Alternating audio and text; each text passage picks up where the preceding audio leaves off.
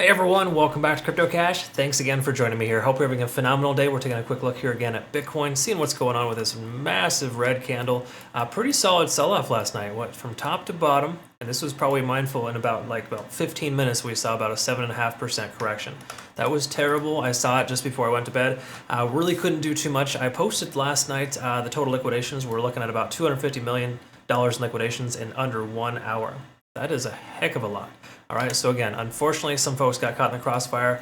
Careful taking long positions, of course, leading into that. But it's easy to say now that we're here, right? And the reason why we're here is most likely because of the Fed meeting. And if you can kind of see here, we discussed this in our Discord earlier. They were looking at about a 5.25 to 5.5% rate there to hold steady at that range. Okay. Again, so future reference, the Fed meeting is tomorrow and Wednesday. Tomorrow they discuss, and the 13th they effectively get together and tell us what the results are. That's when we see the volatility. Okay, so just be mindful. That could be something that might actually surface. So we'll double check that here soon. In other words, that's kind of a big part of this. In most cases, that's what happens. Let's take a quick peek at the backend data here, kind of just quickly to note. Let's rerun the data, make sure we're on the right track. We're in less 7 days of liquidation. And what do you know, a big surprise? Bunch of longs got wrecked. Look at that candle. Oof, that is ugly. So longs at about 42,200, upwards about 42.7. That was the most meta liquidation we saw there. There's still a heavy concentration at 40,000. I'm sure they're shaking in their boots there, where they were last night when the price went down to 40,250. But those are still holding strong at about roughly 39.5 to 40,000. That's a close approximate.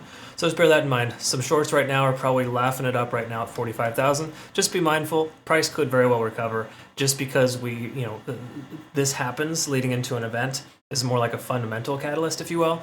I think there's a strong chance that we will absolutely continue to rally back.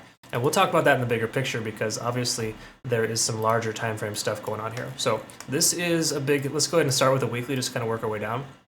So I like to touch on this from time to time.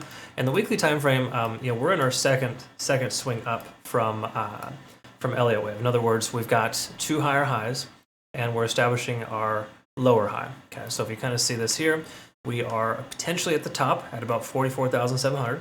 So our next pullback could come in one of four ways. I personally subscribe a little bit more towards the thought process of 40,000 being the bottom, but if not, we could see 0.382, 37,200, 30. I'm going to round up and say 35,000, and then also 32,500.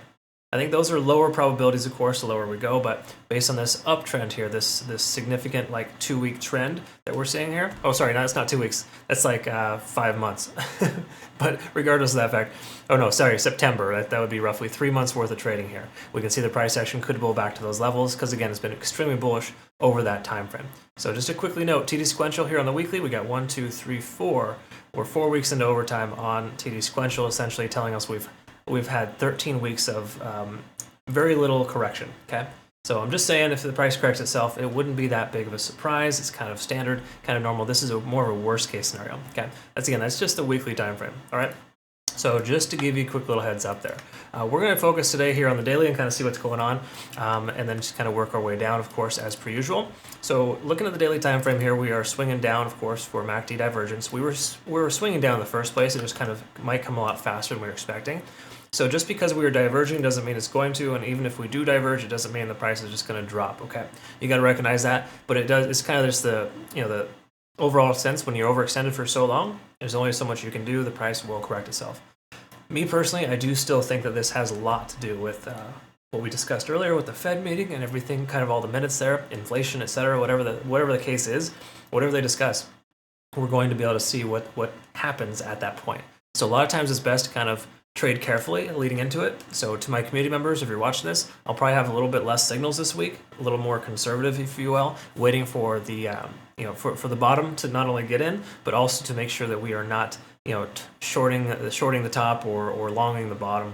Or sorry, no, that's actually what you want to do. You get the inverse, right? We don't want to short the top and long the bottom. No, I said it again, didn't I? Whatever, you get the idea. The whole point here is that we want to make sure that we're kind of careful when situations like this happen, not to just jump right in, because it can be really easy to do so. While we had a couple of members jump into a Solana long, for example, when it dipped down, They got in and got out quickly. That opportunity is already done. Okay, so we'll look at those other coins here soon. But generally speaking, when it comes to Bitcoin, I prefer to leave it alone when it does stuff like this. That's just my personal opinion. All right, so taking a look here at the stochastic RSI, it's swinging down, RSI is coming down, and money flow index is actually staying relatively the same. We can identify that better on smaller time frames, but with money flow index still remaining high, that's a positive sign. Okay, that's definitely something we want to look for.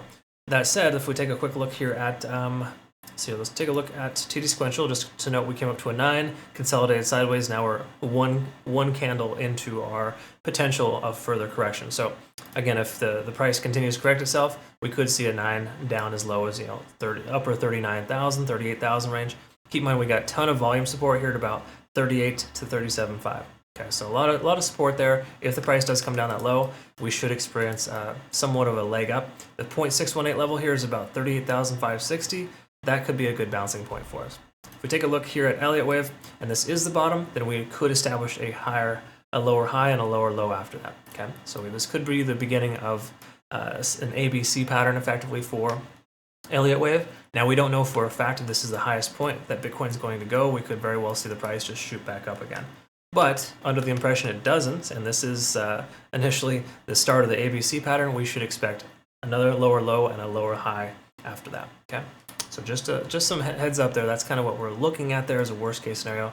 I like to kind of prepare you for worst case, just to be on the safe side, because again, this isn't doom and gloom by any stretch. Because again, if we look at larger time frames here, just quickly to note, this moving average is here on the daily. Okay. We have a nice trend line here concurrent with the 20-day SMA. We're still above that. We're still in good shape. The daily has not broken bearish yet. Okay, so I just want to kind of reiterate that just because we have one bad red day, it doesn't imply the price action is just going to drop or the sky is falling. We cannot, totally bail on the macro. The macro is still looking pretty good. Okay, so just some heads up and some friendly advice on that. So 4-hour time frame. This is what I wanted to kind of quickly look at here, because this is my favorite time frame for identifying some swing trade opportunities. And we can see here MACD is still diverging. Nothing's changed there. 4-hour time frames coming down. We are at a, drum roll please, we're at a 7 here on TD sequential, hypothetically implying that we could see another 8 hours continuation of the downside. It could even be longer because, again, this strong wick down started the downtrend, and now we're starting to see some selling pressure coming through. It could be fear. A lot of folks might be fearful of the fact that price actually is going to drop, but there's a lot of different schools of thought there. But to me, with us getting closer to 30 on the RSI, and the price action, the money flow index kind of bottoming out there, this is a relatively decent long possibility. What I mean by that is obviously there's other contributing factors we want to look at. We don't just jump into a long because it's low. But with RSI coming closer to 30, that's usually a bouncing point in most cases. A lot of times if you look at its history, when Bitcoin comes down to 30, granted the money flow index is typically lower, the price action will recover. Okay, so just keep in mind, this is something to kind of pay attention to. Low 30s on the RSI on the 4-hour is usually somewhat of a buy signal. I still recommend we wait a little bit longer for today's trading day to close, but that's kind of a potential benefit. But by no means are you going to want to take a trade based on that sentiment. Taking a look at the 4-hour here, simple moving averages, we are now effectively below 2 of the 4.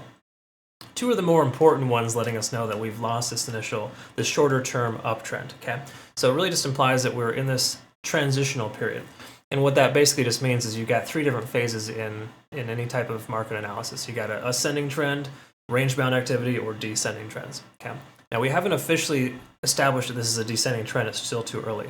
This could very well just be a range-bound scenario where the price stays in this range now. However, we can establish that we have a decent amount of volume at 44,000. So that is a new resistance level. And right now, so far, this 40,900 mark is tentatively holding. We've got to give the 100-day SMA a chance to be able to maintain that level. Okay. So what I'm getting at, though, is that if this isn't a descending trend or an ascending trend, obviously it should be somewhere in the range of a potential range-bound activity. So to me, I'm going to wait to see if this range establishes itself first before I try to trade it, because range-bound trades can be very beneficial. But once more, we haven't officially broken to a bearish scenario yet. Just because we come down for 12 to 24 hours, it doesn't imply that we're bearish. Okay, so that's kind of where we're at there. I know it seems totally conflicting. I personally wouldn't trade this right now.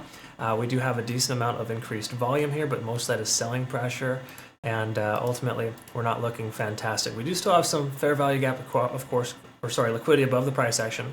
A lower fair value gap that was mostly filled here at 40,200.